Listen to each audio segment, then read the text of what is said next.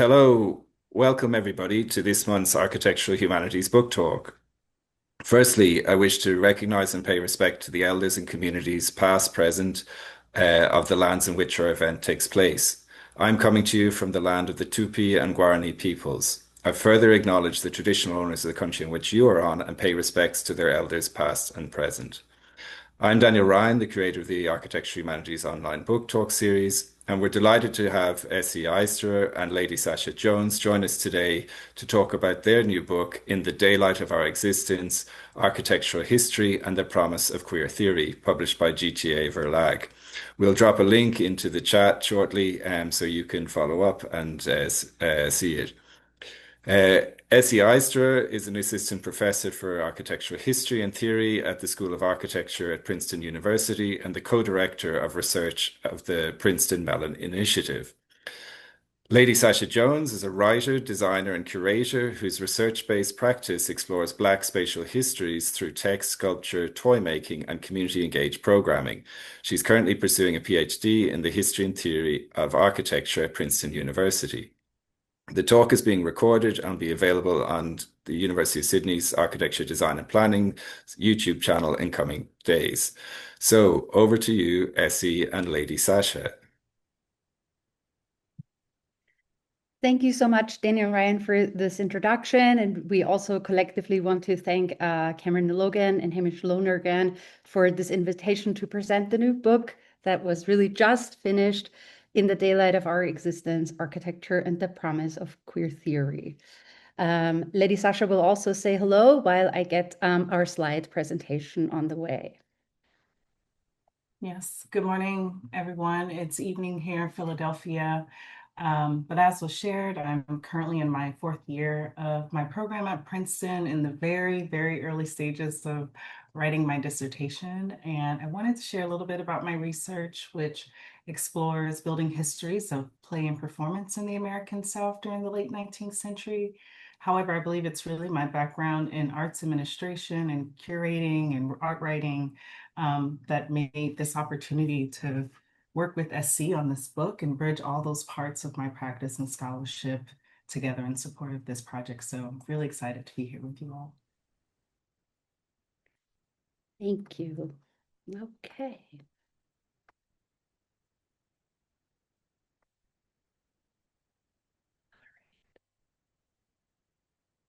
So this book began with conversations in kitchens, living rooms, and classrooms, on day trips with students, and then during many, many hours, as Lady Sasha can attest to, with us on the computer. Although this is not a short book, the book focuses only on the work of 6 authors: Malcolm Murillo, MC Overholt, Candace Borders, Herman Payeras, Thorsten Lange, and Davy Niddle, whose scholarship, in our view, does a type of transformational work of queer, feminist, and trans theory, and that seeks to offer critiques of power, but also modes of uplift, which are often spatial. In this table of contents of the book, you will see that there are 2 types of introductions.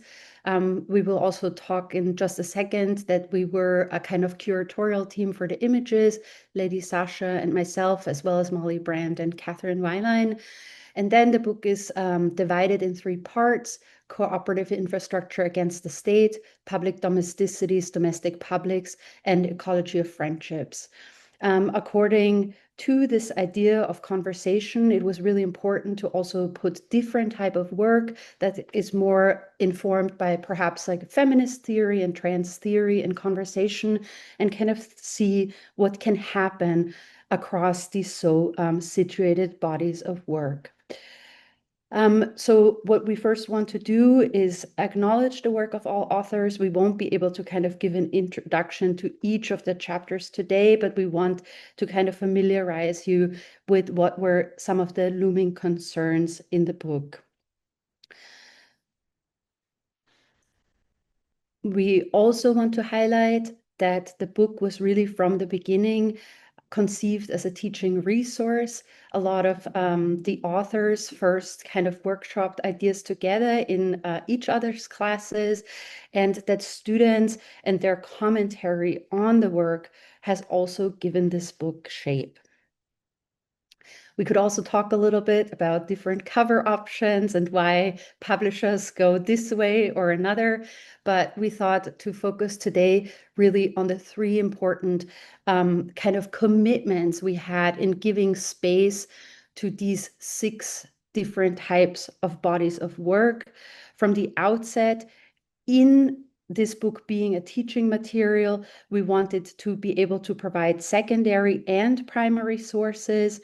We also wanted to give credence to the importance of poems actually in spurring feminist, queer, and trans urban histories, and what we have called intertexts. So those are primary source materials that we aligned with images from the different work. And yeah, so to pick up where SC just left off, there were really 3 media elements that were important to the concepts of our conceptualization of the book and really the rhythm of engagement we wanted to facilitate across each chapter.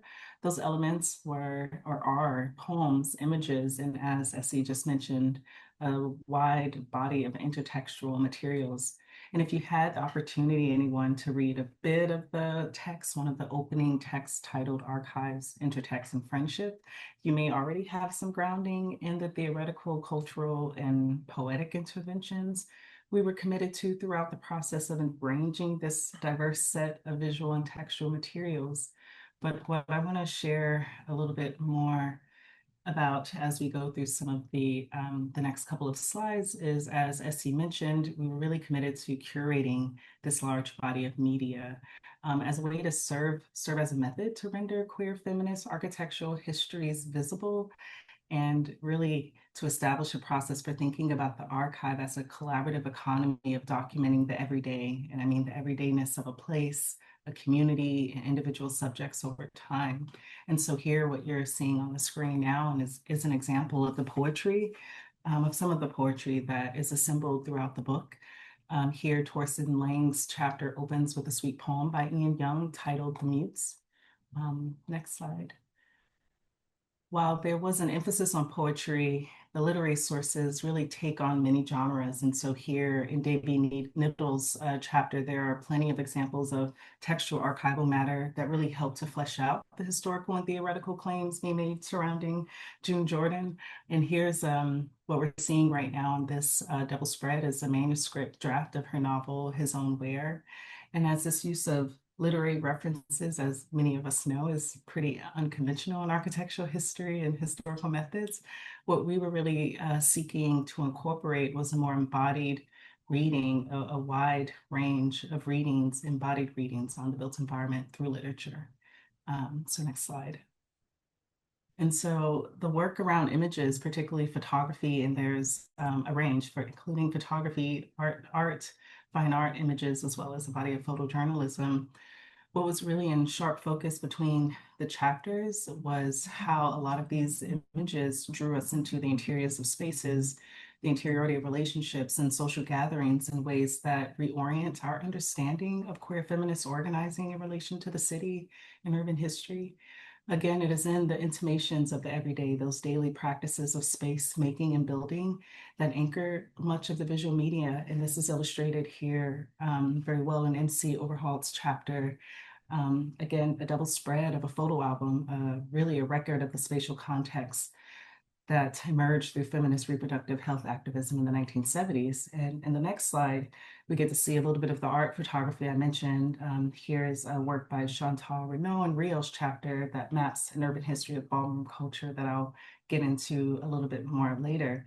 And with the next couple of slides, although I'm going to dive into in the intertextual materials a little bit more in depth later on in the presentation, what I want us to hold on to here is how the quality of assemblage really became an effective visual node that is carried throughout the arrangement of all the media, both visual and textual alike.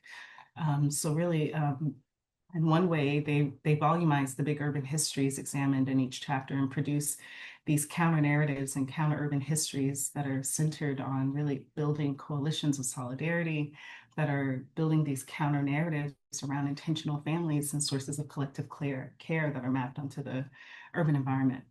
And so this is evident here in Candace Borders' chapter that is really speaking to movement building around public housing rights. Here we get to engage with those organizing materials from the rent strikes and have those documents juxtaposed with some of the housing interiors that she's covering in the essay. And on the next slide, we get a example of the intertextual strategy from Herman Polaris's chapter, wherein the pages of the magazine are paired with aerial images of Mexico City. And I will let Essie take it from here.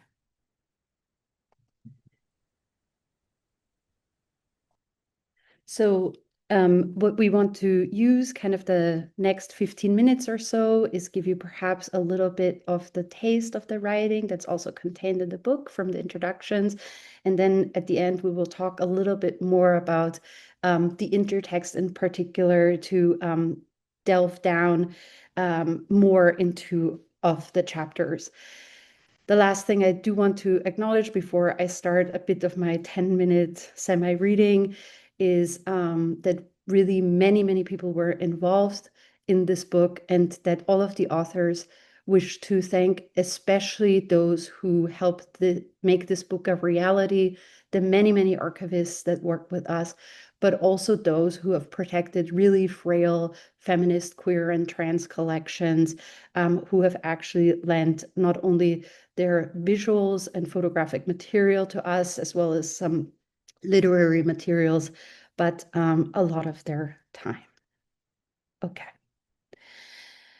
In 1991, the poet, author, and professor June Jordan encouraged quote unquote alterations in and of the environment as a crucial component of what she called a new politics of sexuality.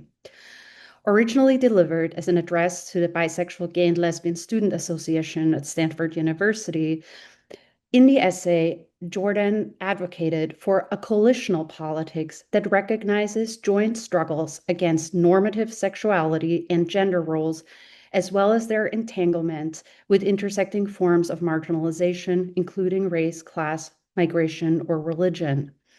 Because normalized gender and sexual roles oppress people around the world, and because they're policed by states and institutions, Jordan further insisted on the international dimension of a new politics of sexuality that would warrant solidarity among various marginalized groups and across geographic location, captured in her incantation that, quote, freedom is indivisible, end of quote. The essay culminates in a passage that allows readers to imagine the necessity and the potentials of leading queer lives, perhaps fully. Jordan writes, our survival requires that we alter our environment so that we can live and so that we can hold each other's hands and so that we can kiss each other on the streets and in the daylight of our existence without terror and without the sometimes fatal reactions of the busybodies of America, end of quote. As has been remarked by scholars and poets alike, including Erica Edwards, Alexis Pauline Gumbs, and M. Constantine, in the space of so that, Jordan empowers envisioning a way of living and existing that makes all kinds of love and solidarity possible. Although she acknowledges the threat of constantly looming violence in her incantation of the circumstances of a radically altered environment, she anticipates it, speaks it into existence. That is to say, in A New Politics of Sexuality, she does not tell her readers and listeners exactly what this radically altered environment would look like, but she elicits their imagination for a place and a time for living and kissing and holding hands without terror, what it would look and feel like, and what else it would perhaps make possible. A few years later, in the groundbreaking 1997 essay on the radical potential of queer politics, Kathy Cohen similarly challenged queer theory and activism that rest on simple dichotomies between, quote, those deemed queer and those deemed heterosexual, end of quote, and advocated instead for a struggle against sexual and gendered normalization, including all of those, quote, who stand on the outside of the dominant constructed norm of state-sanctioned white, middle, and upper-class heterosexuality, end of quote. Famously, in a pushback against these normalizing forces, Cohen linked the struggle of gay activists for life-affirming healthcare in the context of the AIDS/HIV crisis in the 1980s and 90s to the fight for housing justice of single women receiving welfare support, both groups that Cohen showed had been excluded from the full rights and privileges of citizenship based on the violent construction of their quote-unquote deviance from quote-unquote normative heterosexuality. But what I think is sometimes overlooked in this essay is that Cohen, like Jordan, regarded space as an integral place for the formulation of transformational politics, both in, if we want to say, for perhaps queer oppositional efforts to combat dominant sexual and heterogendered norms, and as the arena where full rights to citizenship are withheld. Cohen writes, thus, if there's any true radical potential to be found in the idea of queerness and the practice of queer politics, it would seem to be located in its ability to create a space in opposition to dominant norms, a space where transformational political work can begin. The two main sides of this struggle Cohen names explicitly in the essay, and where she believed achievement in a coalitional politics had been attained in New York City, were the Needle Exchange and prison project of ACT UP, as well as spaces of healthcare and housing. So overall then, our book builds on Cohen's and Jordan's premises, both on their intersectional and coalitional framework and their advocacy for space and the environment as fundamental arenas where queer politics and theory can be radically imagined. Following Cohen, the book centers histories and stories that push against a politics of inclusion into dominant institutions and perhaps normative social relationships, and points to the fact that queer theory owes, quote, much of its impetus to the politics of people of color and other marginalized members of lesbian and gay communities, end of quote. Drawing on major insights from contemporary queer and trans theory, the book also moves away from a simple notion of shared histories of stable identity categories. Rather, authors gathered in this volume are interested in an understanding of how these histories and contingencies shape differing relationships to dominant forms of power and how they envision perhaps radically altered environments. Building on Jordan's lifelong dedication to spatial imagination, the book argues that creativity, bodily, organizational, compositional, literary, and artistic, are all key in dreaming, thinking, and building these environments. So then I just want to make a few more comments as we, before I hand it over to Lady Sasha. So there are kind of three other sections in the introduction, and just very briefly, in this section, Fragmented and Fleeting, Cities, Constellations, and the Right to Opacity, we look at the importance of urban history, urban studies, but also urban poetics, or what one of our authors, Davy Niddle, has elsewhere called city planning poetics, as really important sources for architectural historians to look at how we could think about this type of coalitional politics. I found the work of Philadelphia-based poet Denise Frohman particularly instructive in this regard, who writes about the intersections of queer histories and diasporic histories, especially in the Puerto Rican diaspora, in the section of assuredly separate things, infrastructure, and the possibilities of queer solidarity against settler states, we take up from a kind of engagement of Denise Frohman's work, relationships that also speak to non-human engagement with one another, that is engagement with the environment or also spirituality. We found here, especially in the work that many of you will be familiar with, of Beth Povinelli, as well as Kim Tall-Bear, really important hallmarks in how we could also think as gender and sexuality studies as a site from which architectural history can think about decolonization. Kim Tall-Bear writes in her book, in an edited volume in her essay, Making Love and Relation Beyond Settler Sex and Family, as part of a decolonial effort, can we work ourselves into a web of relations? I'm thinking in terms of space and not a time concept now. In small moments of possibility, can we resist naming sex between persons and sexuality as nameable object? Can such disaggregation help us decolonize the ways in which we engage in other bodies intimately, whether those are human bodies, bodies of water or land, the bodies of living beings, and the vitality of ancestors? By focusing on actual states of relation, on being in good relation with, making kin, and with less monitoring and regulation of categories, might that spur more just interactions?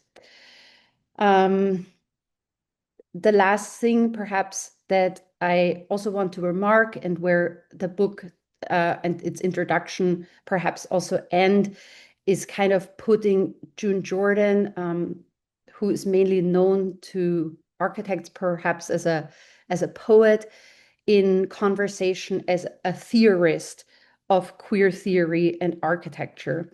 And we argue here that really in the kind of foundational debate between Jose Esteban Munoz and Lee Edelman, in which Jose Esteban Munoz represented the idea of queer utopianism and Edelman the idea of queer negativity, June Jordan occupies perhaps a third position.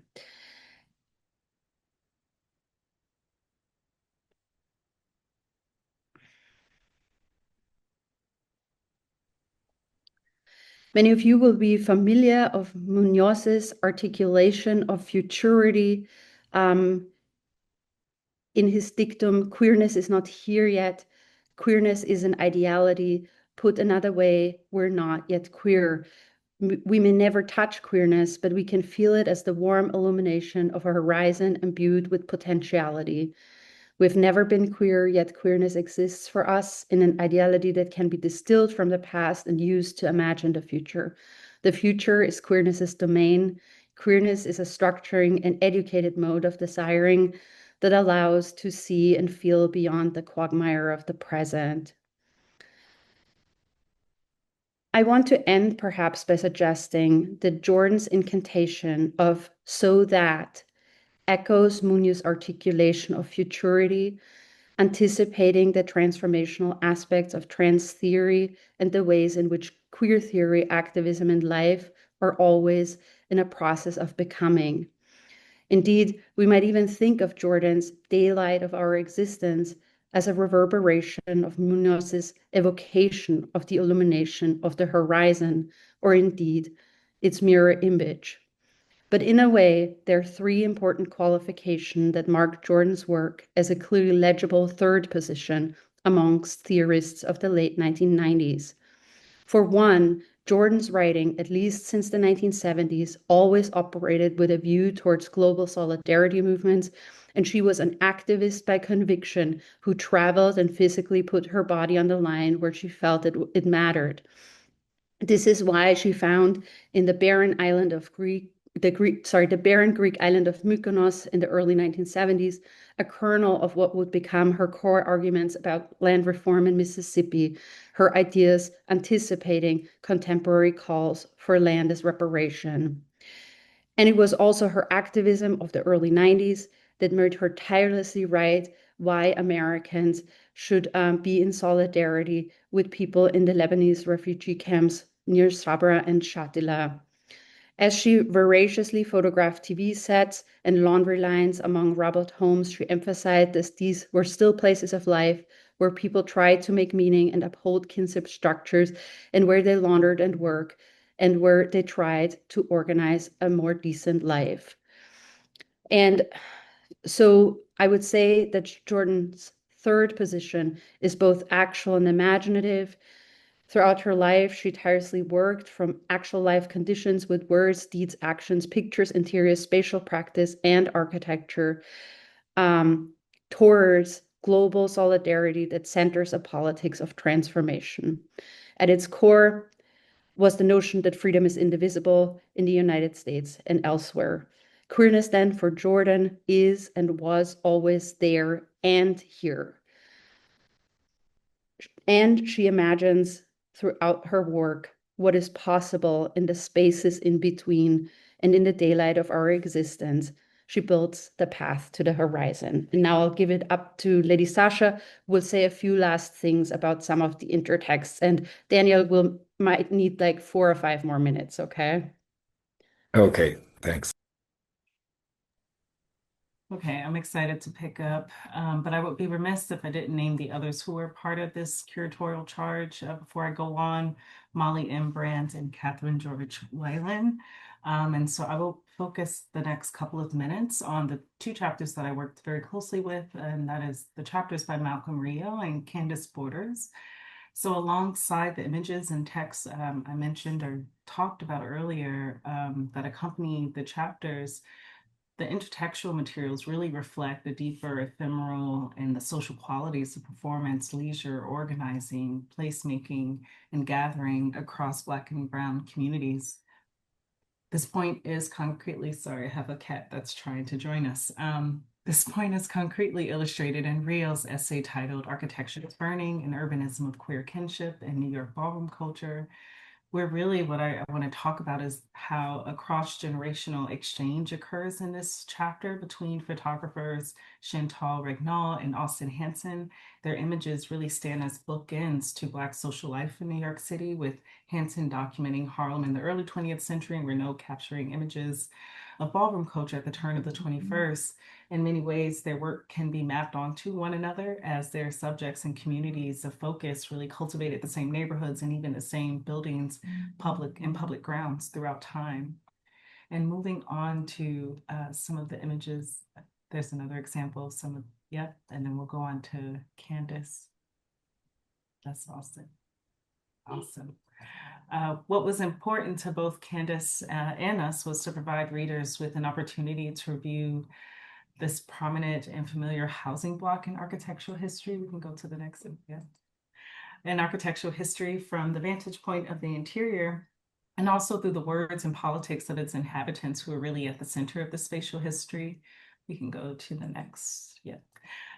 Who are really at the center of the spatial history. The intertext in this chapter is structured around an overlay of images that really shift from domestic interiors, again, to images, large aerial images of the city. And this double imaging is a counter strategy, as I mentioned earlier, that really troubles here in this chapter the illegibility of city archives and the overdetermined familiarity of Purinaigo itself as a site. And so the media she really selected tells a hyperlocal story of public housing advocacy that we're really excited to feature. And I'll pass it over to you, Essie. And so maybe just in closing, we wanted to kind of engage the audience also in a discussion of, what problems and questions might come up in book production. One of the things we really fought for was kind of to present the intertext really with these type of primary source materials, but as kind of collages, and to expose perhaps now more familiar stories in architectural history, like the collaboration of Buckminster Fuller and June Jordan, which has been written about, but really from what Davy Niddle describes as a trans-ecological perspective. And the intertext, so the primary resource here, exposes that Jordan really had a different idea of how this quote unquote redesigned for Harlem, but what she really called skyrise could manifest. And so Lady Sasha and I will do, in concluding, a little bit of a reading, a tiny portion to kind of give you a bit of June Jordan's thinking. So point 4. Construction of a reactive and manifestly benign awareness of the host structures of its obligations as the fundamental cathetic reality of almost 1 million lives as the basic repository of inextinguishable desires for shelter, For light, for mingling, for isolation, for permanence, for growth, for communication, for safety, for silence, for stillness, for thrust momentum, for visual access to the sky, for tactile access to the seasonal phenomena of plants. Thank you.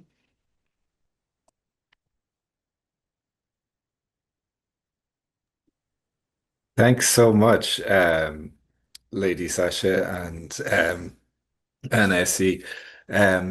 We might have time just for one or two questions. Probably just if anyone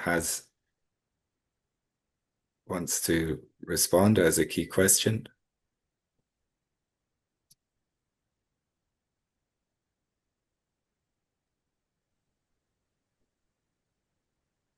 Yeah, I guess just very quickly, thanks a lot for presenting the work. It's a really fascinating project. And um, I guess it just reminded me when you were talking about Munoz and you were trying to reposition Jordan in relation to that work and talking about, queer futurity as the kind of framework.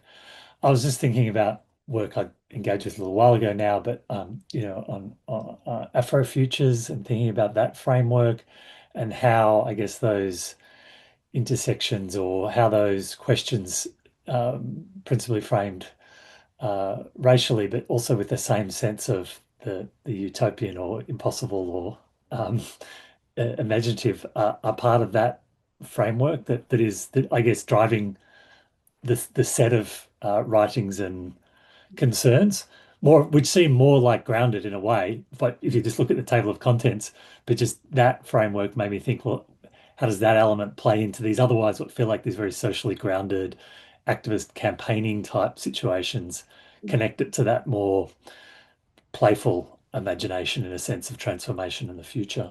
Mm.